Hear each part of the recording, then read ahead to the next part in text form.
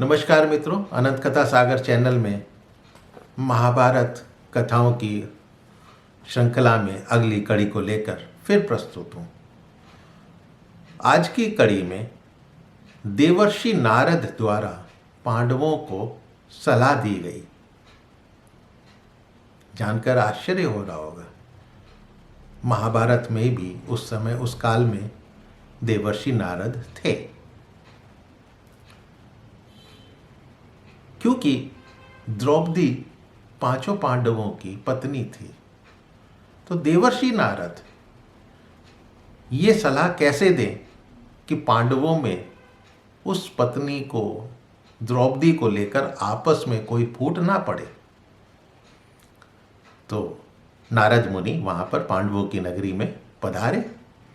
युधिष्ठिर ने आगे बढ़कर उन्हें प्रणाम किया, उनका विधि पूर्वक पूजा करके समस्त राज्य समर्पित किया। नारद जी बहुत प्रसन्न हो गए और आशीर्वाद देकर युधिष्ठिर को बैठने के लिए बोले। तब तक युधिष्ठिर ने कृष्णा को यानी द्रौपदी को कहलवा दिया था। द्रौपदी भी अपने अंगों को ढककर विनीत भाव से हाथ जोड़कर वहाँ पर खड़ी हो गई। नारद मुनि ने द्रौपदी को बहुत आशीर्वाद दिया और उसको भीतर जाने को कह दिया। उसके बाद नारद ने युधिष्ठिर को कहा कि एकांत में कि भाई युधिष्ठिर, कोई ऐसा नियम बताओ जिससे तुम लोगों में आपस में कोई बैर विरोध ना हो। तब युधिष्ठिर ने पूछा कि भाई कैसे। तो नारद ने उनको एक कहानी सुनाई, एक कथा सुनाई।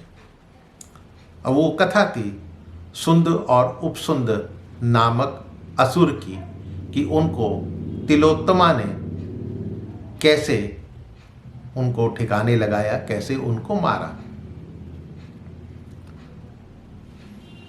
तिलोत्तमा एक अप्सरा थी या एक देवकन्या थी।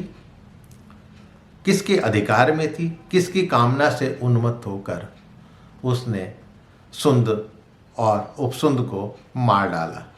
ये युधिष्ठिर ने नारद जी से पूछा। तब नारद जी ये कथा सुना रहे हैं कि प्राचीन काल में दैत्य हिरण्यकशिपु कुल में एक निकुंभ प्रसिद्ध दैत्यराज था और उसी के पुत्र थे सुंद और उपसुंद। दोनों पराक्रमी थे, क्रूर हृदय के थे, दोनों दो शरीर और एक जान थे।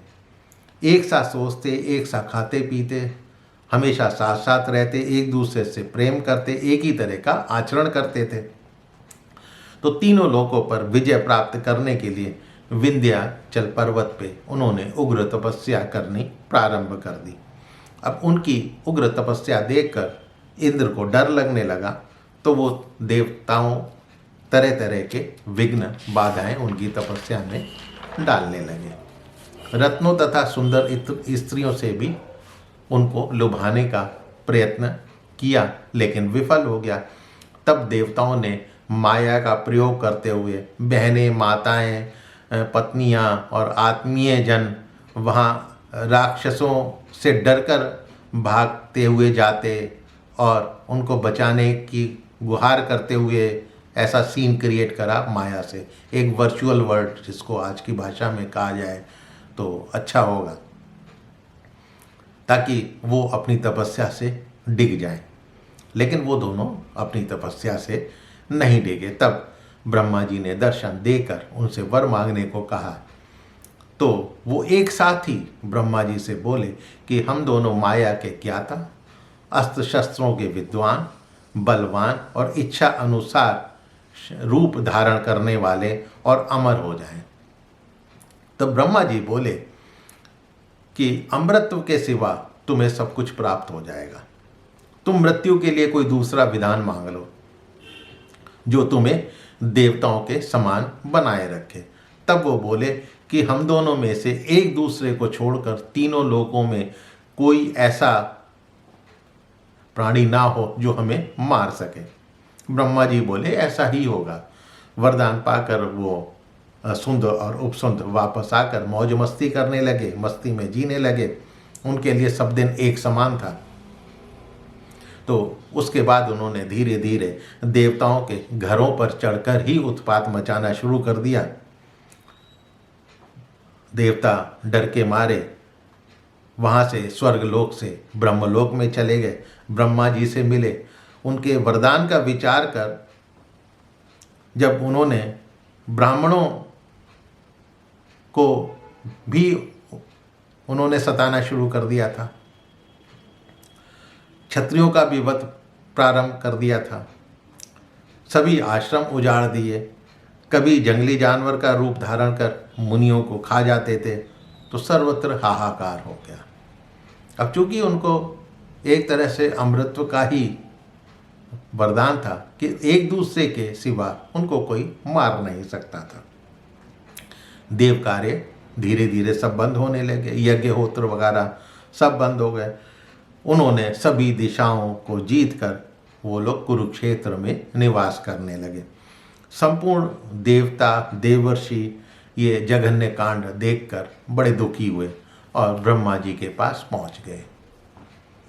तब सारी बातें सुनकर विश्वकर्मा को बुलाकर ब्रह्मा जी ने आज्ञा दी कि तुम एक तरुणी स्त्री के शरीर की रचना करो जो सबका मन लुभाने वाली हो। तब विश्वकर्मा ने एक सुंदर स्त्री की रचना की। उत्तम रत्नों का तिल तिल भर अंश लेकर उसके अंगों का निर्माण किया गया, इसीलिए ब्रह्मा जी ने उसका नाम तिलोत्तमा रखा। तब तिलोत्तमा ने ब्रह्मा जी को नमस्कार करके पूछा कि मुझे किस कार्य से पैदा किया गया है, मेरे ऊपर किस कार्य का भार रखा गया है जिसके लिए आज मेरे शरीर का निर्माण किया गया है। तब ब्रह्मा जी बोले कि तिलोत्तमे, तुम सुंद और उपसुंद नाम के असुरों के पास जाओ और अपने कमनीय रूप से उन्हें लुभाकर ऐसा प्रयत्न करो कि तुझे पाने के लिए दोनों दैत्यों में परस्पर विरोध हो जाए और वो एक दूसरे को मारने को तैयार हो जाए। तब देवताओं की प्रदक्षिणा करके तिलोत्तमा वहाँ पहुँची जहाँ सुंद और उपसुंद कुछ स्त्रियों के साथ क्रीड़ा कर रहे थे। तिलोत्तमा वहाँ पर वन में फूल चुनती हुई एक लाल रंग की महीन साड़ी पहनकर वहाँ पर पहुँची और इधर उधर घूमने लगी। अब उसे देखकर दोनों ही काम वासना से पीड़ित हो उठे और तिलोत्तमा के पास पहुंचकर उसे अपनी स्त्री बनाने के लिए उससे प्रेम याचना करने लगे। सुंद ने उसका दाहिना और उपसुंद ने बायां हाथ पकड़ लिया। तिलोत्तमा दोनों दैत्यराजों को अपने कटाक्ष द्वारा आकृष्ट कर रही थी। दोनों में मद और काम का आवेश साफ दिख रहा था। वो एक दूसरे से बोले। सुंद बोला, ये मेरी पत्नी है, तुम्हारे लिए ये माता के समान है। तब उपसुंद बोला, नहीं, ये तो मेरी भार्या है, तुम्हारे लिए ये पुत्रवधू समान है। तिलोत्तमा के रूप को पाने के लिए उनका आपस में प्रेम सौहार्द ये सब समाप्त हो गया और उसे पाने के लिए दोनों भाइयों ने अपने अपने हाथों में भयंकर गदाएं उठा ली, एक दूसरे को मारना शुरू कर दिया। गदाओं की चोट खाकर दोनों दैत्य धरती पर गिर पड़े। उनके सारे अंगों से खून निकलने लगा, खून से लथपथ हो रहे थे। उनके मारे जाने पर वहाँ से सभी स्त्रियाँ भाग गईं। तब ब्रह्मा जी वहाँ पर महर्षियों के साथ पहुँचे और तिलोत्तमा की प्रशंसा करते हुए ब्रह्मा जी ने उसे वर दिया कि भामिनी, जहाँ तक सूर्य की गति है उन सभी लोकों में तुम इच्छा अनुसार विचरण कर सकती हो। तुम में इतना तेज होगा कि कोई भी तुम्हें आंख भरकर अच्छी तरह से देख भी नहीं सकेगा। अब ये कथा सुनाकर, इस कथा के द्वारा नारद जी पांडवों से बोलते हैं कि भाई तुम लोग एक ऐसा नियम बनाओ कि द्रौपदी के लिए तुम सब में आपस में कोई फूट ना होने पाए। तब नारद जी के सामने ही पांडवों ने नियम बनाया कि हम में से प्रत्येक के घर एक एक वर्ष निवास करे द्रौपदी के साथ एकांत में बैठे हम में से यदि एक भाई दूसरे को देख ले तो वो 12 वर्षों तक ब्रह्मचर्य पूर्वक वन में वास करे। ये नियम स्वीकार कर लिए जाने पर नारद मुनि प्रसन्न होकर वहाँ से अपने अभीष्ट स्थान को चले गए। तो ये कथा थी तिलोत्तमा की, सुंद और उपसुंद नामक असुरों की, और तिलोत्तमा ने किस तरह से उनका वध किया नहीं बल्कि वो उनके वध का कारण बनी। और इस कहानी के द्वारा नारद जी ने पांडवों को जो उपदेश दिया, तो अवश्य कथा आपको पसंद आई होगी। यदि पसंद आई हो तो मेरी इस कहानी को अपने इष्ट मित्रों में शेयर अवश्य कीजिएगा और मेरे चैनल को सब्सक्राइब करना मत भूलिएगा। फिर मिलता हूँ इसी श्रृंखला की अगली कड़ी के साथ। तब तक के लिए नमस्कार।